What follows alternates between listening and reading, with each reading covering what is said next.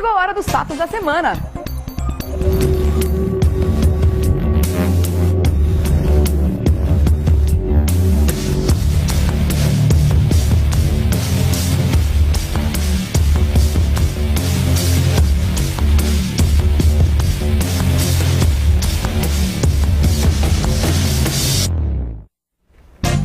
Contrariando o governo federal, o Congresso aprovou um projeto de lei que garante a execução em até 30 dias da lei que alivia as dívidas de estados e municípios. Dá uma olhada nesse VT. Na semana passada, a presidente Dilma sofreu uma nova derrota na Câmara dos Deputados. Contrariando o governo, o Congresso aprovou o projeto que garante a execução em até 30 dias da lei que alivia as dívidas de estados e municípios com a União. A medida, que foi aprovada por 389 votos a favor e 2 abstenções, contou até com o apoio de deputados petistas. Sancionada pela presidente em novembro de 2014, a lei aguardava regulamentação para entrar em vigor. O governo federal estava adiando regulamentá-la para evitar perder receita em meio ao ajuste fiscal. Situações como essa são cada vez mais comuns. Insatisfeita, a base aliada não tem se mostrado fiel às necessidades e desejos do governo, demonstrando que, apesar de suas tentativas, o diálogo entre o executivo e o legislativo está cada vez mais difícil. É sobre este assunto que vamos falar agora no Revista da Cidade. Esse e muitos outros, por isso o doutor Eduardo já está aqui com a gente. Tudo bom, querido? Eu vou falar pra você. Hoje tem assunto que não acaba mais, hein? Nossa, eu tô com aquele iPad não, tô com aquele acessório que você coloca do lado para poder armazenar as informações. O HD externo. O HD externo, isso. Eu não entendo muita coisa. Eu não entendo nada de computador, eu tô com HD externo, você lembrou bem. Nossa. Agora não é mais giga, agora a gente precisa de tera para armazenar tanta coisa, né? Agora não fala mais também em giga, que eu não conheço, eu lido com gente. Bom, vamos lá, gente. Vamos falar sobre esse tema que realmente, se a gente tá ficando doido, imagina a presidente Dilma, que tá sofrendo uma derrota atrás da outra no Congresso, e aí contrariando todas as perspectivas de ajuste fiscal que precisa ser feito. Afinal de contas, a gente tá percebendo que tá pagando a conta cada vez mais, né? Agora a água vai subir também, medicamento, etc, etc. O governo arrecadando mais para cobrir os buracos e, ao mesmo tempo, não consegue fazer os ajustes que precisa. Explica melhor pra gente essa história da dívida dos estados e dos municípios, que vai ser agora colocado um outro índice, o que vai diminuir muito essa dívida com relação à União, né? Regiane, essa questão que foi votado na Câmara agora com relação à questão das dívidas dos estados e dos municípios, na verdade não foi uma derrota da presidente. Porque ela mesmo propôs há um tempo atrás, né? No dia 26 de novembro, saiu no Diário Oficial uma determinação assinada por ela, né, já reduzindo as dívidas dos estados e dos municípios. Isso era um pleito dos próprios governantes. Tá? Então, só que acontece, diante de toda essa crise que o governo federal vem vivendo... Já acharam melhor não fazer isso agora? A Dilma, o que ela fez? A Dilma, na verdade, se recolheu, fingiu que ela não assinou essa medida, né? E, obviamente, a Câmara se mobilizou, dando um prazo de 30 dias para a presidente, para que a presidente cumpra aquilo que ela tinha acertado e que tinha assinado e que já tinha publicado no Diário Oficial. Mas como é que a gente faz uma leitura de uma atitude como essa do Congresso com relação a ela? É justamente para bater de frente, para peitar, para mostrar que está contra, ou eles estão preocupados com as dívidas dos estados e dos municípios? As casas, o executivo, por isso chama executivo, porque ele tem que executar aquilo que na verdade é aprovado pelo legislativo, que legisla, que faz leis, né? E o que a Câmara fez? A Câmara impôs de que o executivo execute, ou seja, faça aquilo que efetivamente deveria fazer. Isso é uma medida importante para os estados e para os municípios. Por quê? Porque, na verdade, quando você diminui essa questão dos juros, porque o que come o problema da dívida são os juros, né? E cada governo, cada estado e cada município tem que pagar a sua parcela. Se deixar de pagar a sua parcela, ela não tem novo dinheiro, ou seja, não recebe um novo dinheiro do governo federal. Né? Porque isso, na verdade, vai arrolando, essas dívidas vão sendo arroladas. E a situação anterior, os estados e os municípios pagavam, além de pagar um índice, que era o IGP, né, mais 9% de juros ao ano. Com essa nova medida que foi assinada por ela mesmo, vai para 4% e é o IPC. Né? Isso sobra dinheiro. Eu vou dar um exemplo aqui. Por exemplo, São Paulo. São Paulo, a dívida inicial era 11 bilhões. Né? A dívida paga inicial, 11 bilhões. A dívida já paga 25, pagou 2 vezes e um pouco mais. Né? A dívida atual é 62 bilhões de reais. Com essa nova configuração, a dívida vai para 26 bilhões e um prazo, né, um prazo maior para poder, para São Paulo, por exemplo, saldar a sua dívida com o governo federal. Então isso sobra dinheiro para fazer investimentos. Na cidade. Né, na cidade. Mas então, o governo federal tem que apertar o cinto. Mas o governo federal não vai ter mais esses juros, porque o governo federal não é banco para ficar recebendo 9% de juros ao ano, mais a correção monetária. Então essa foi uma medida que eu achei que era importante. Agora, é óbvio, cada governador, cada prefeito tem que fazer, tem que ter responsabilidade para pegar esse dinheiro que vai sobrar, né? Vai faltar para o governo federal, mas vai sobrar para poder fazer investimento, ou seja, converter isso em investimentos de melhoria, saúde, educação, habitação, transporte, enfim, não ficar gastando em ciclovias, né? Ou seja, dinheiro para que possa manter o ser humano vivo. Essa que é a grande verdade, porque é o que nós estamos tentando sobreviver. Combater a dengue, inclusive, que a gente está precisando combater a dengue, né? Mais assertivas em cima disso. Principalmente isso. Então, essa é uma medida que eu acho que foi importante, a Câmara tomou uma atitude e a presidente Dilma tem que, na verdade, 30 dias para poder cumprir essa questão. E engolir o sapo. Como tem engolido outros, né, com relação a outras derrotas que ela também vem sofrendo. E existe, parece, uma crise política realmente instalada. Mas por culpa dela, né? Por culpa do governo, né? Ou seja, do governo federal, não é por culpa de ninguém. É por governo... Antes ela tinha o Congresso inteiro do lado dela. Hoje, com essa mudança de novos deputados federais, tem uma nova configuração hoje o Congresso. Tem muita gente, tem muitos, acho que um terço mais ou menos, são deputados novos de primeiro mandato, entendeu? Outros que retornaram, então estão com uma outra mentalidade. Por isso que essas derrotas têm ocorrido. E, sobretudo, a mudança do presidente, o presidente da Câmara dos Deputados, né? Que também está contribuindo. Ele coloca aquilo que é importante. Né? Ele está tentando exatamente mostrar para toda a sociedade brasileira de que a Câmara dos Deputados está trabalhando agora com essa nova configuração e com esse novo presidente. E tomara que trabalhe, né? Vamos lá. A Maria Lídia, nossa querida jornalista Maria Lídia Flandoli, entrevistadora do Jornal da Gazeta, também fez um comentário a esse respeito com relação a essa, que a gente pode avaliar como uma derrota da Dilma e a aprovação pela Câmara do projeto de lei que reduz a dívida dos estados e dos municípios. Vamos dar uma olhada. A aprovação do projeto de lei que permite a renegociação do índice de correção da dívida de estados e municípios, independentemente de regulamentação, trouxe aí um problema enorme para a presidente Dilma. Por quê? Governos de estado e municípios não aceitam de jeito nenhum que ela não banque o compromisso assumido com eles. Por outro lado, a presidente Dilma está empenhadíssima na aprovação do ajuste fiscal. Ajuste fiscal que supõe-se poderá recolocar a economia do país nos trilhos. E a presidente deixa muito claro, ela não tem como bancar as despesas com a renegociação dessa dívida. Tudo isso tem um peso muito forte, que é o peso político. O peso político para a presidente que não vive os melhores tempos da vida dela, como todos nós sabemos.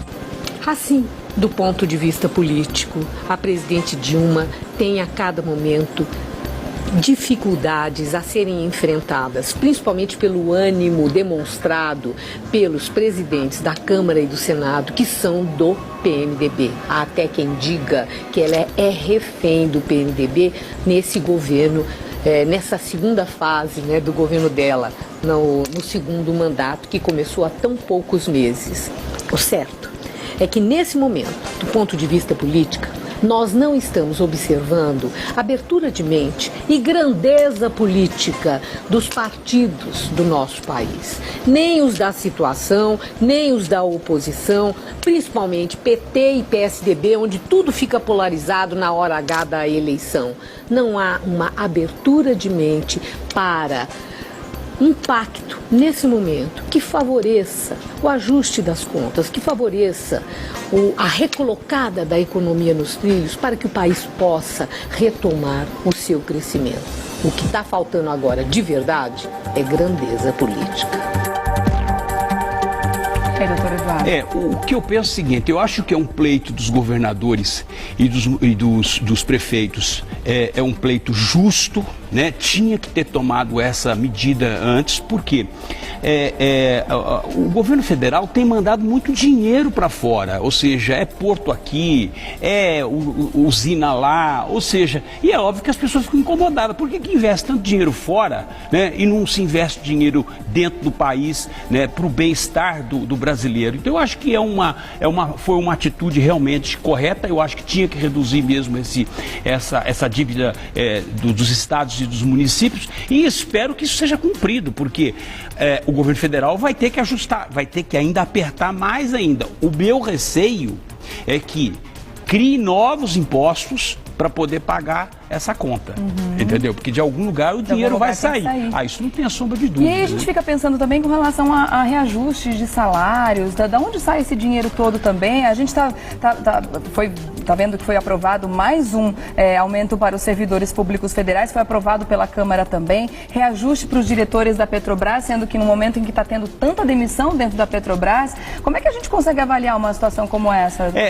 O que acontece é o seguinte, eu acho que o mais escandaloso dos reajustes realmente é da Petrobras, né? Ou seja, eles estão pedindo um reajuste que o Conselho aprove, né? Ou seja, que nessa próxima reunião, dia 29 de abril, que vai ter uma reunião dos acionistas, que aprove um aumento de 13% para os chefes, ou seja, os diretores da Petrobras. Mas se você for analisar a questão de quanto eles recebem, porque eles não recebem só o salário, eles recebem também dividendos, recebem também outras remunerações de acordo com a produção, de acordo com o andamento da empresa, né, da Petrobras. E mesmo com toda essa situação criada pelo próprio governo, com esses corruptos todos, com a Operação Lava Jato, hoje um diretor ele pode receber até 2,5 milhões por ano, entre salário, né, e outros recebimentos, outros rendimentos. Então, eu quero um emprego desse, eu quero. Que você não entra no meio da corrupção,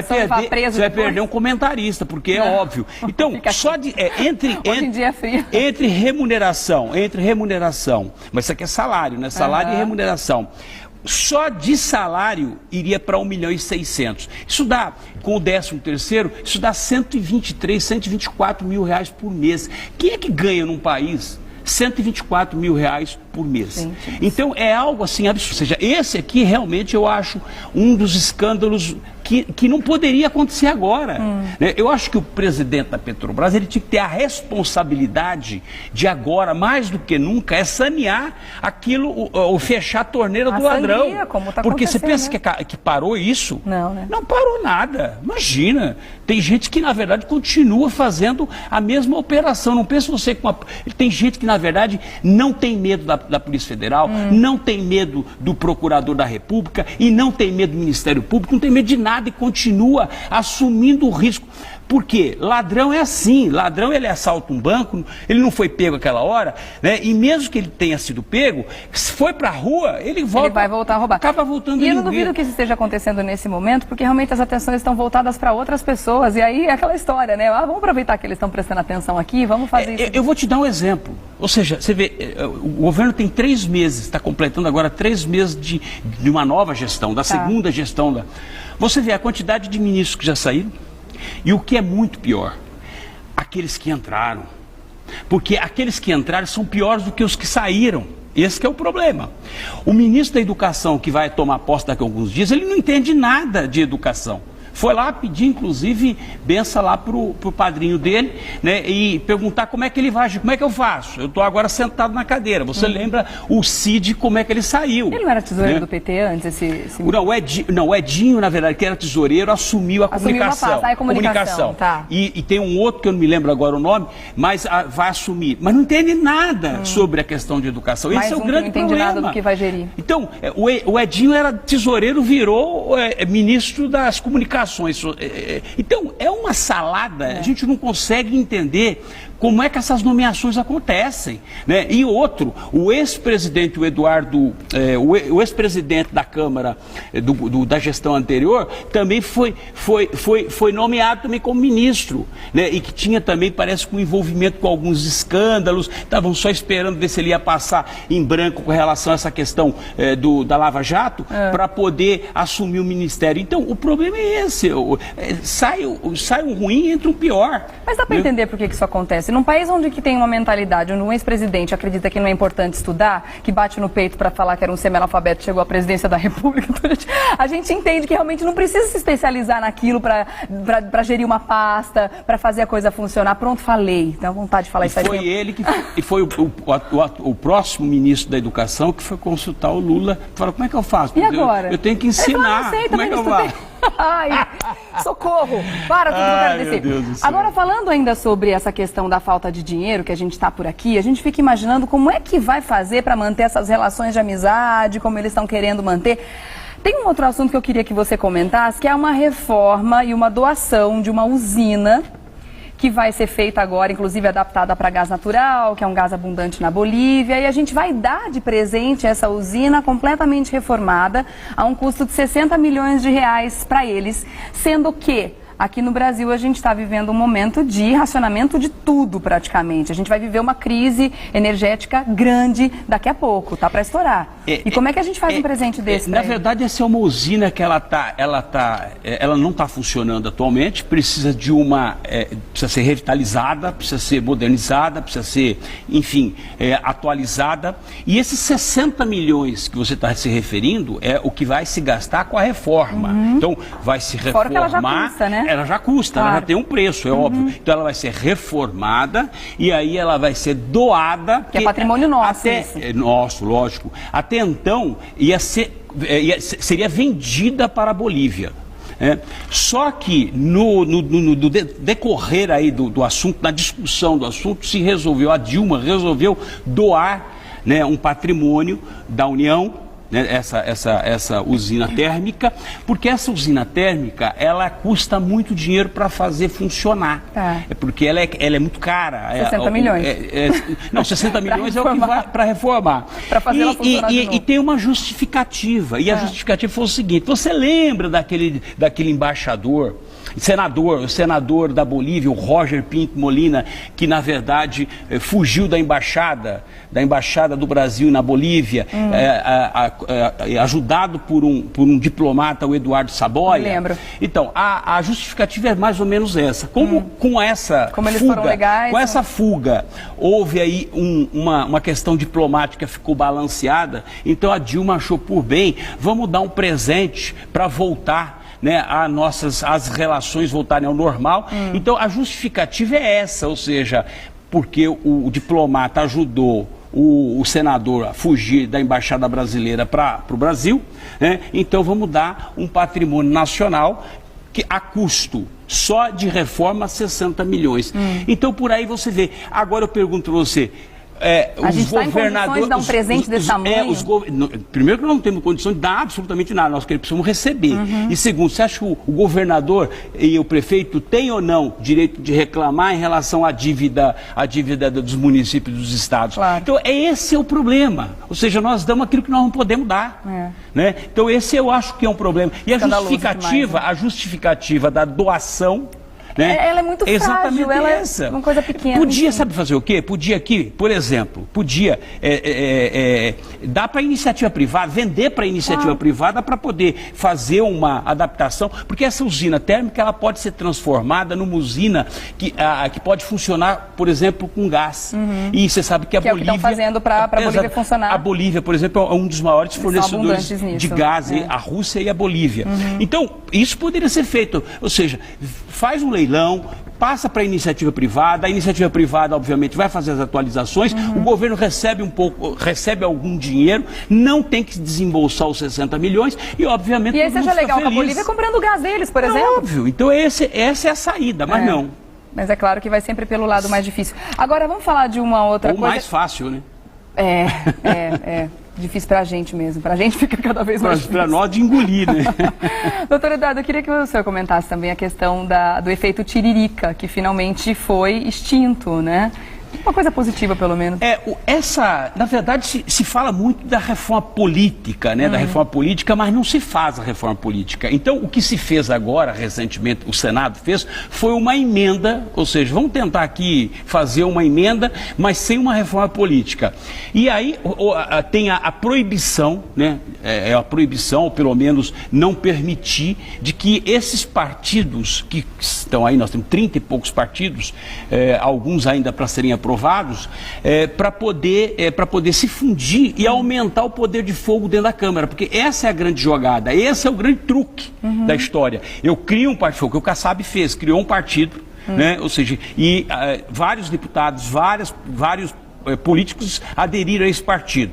Agora ele está querendo criar um outro partido, que é o PL, para chegar lá na frente, vários políticos aderirem, ou seja, depois esses dois partidos se unem, aumenta e se equipara à força do PMDB, por exemplo, dentro da Câmara e do Senado. Então esse é o jogo político que eles querem fazer, aumentar manobra, o poder, né? A manobra, né? Não é nem estratégica, não poder falar, é a manobra que se faz para poder aumentar o poder político, né? Ganhar mais ministérios, ganhar mais, ou seja, mais verbas e daí por diante. Então esse é o jogo. E aí o que o Senado fez? Foi lá e proibiu, disse não pode.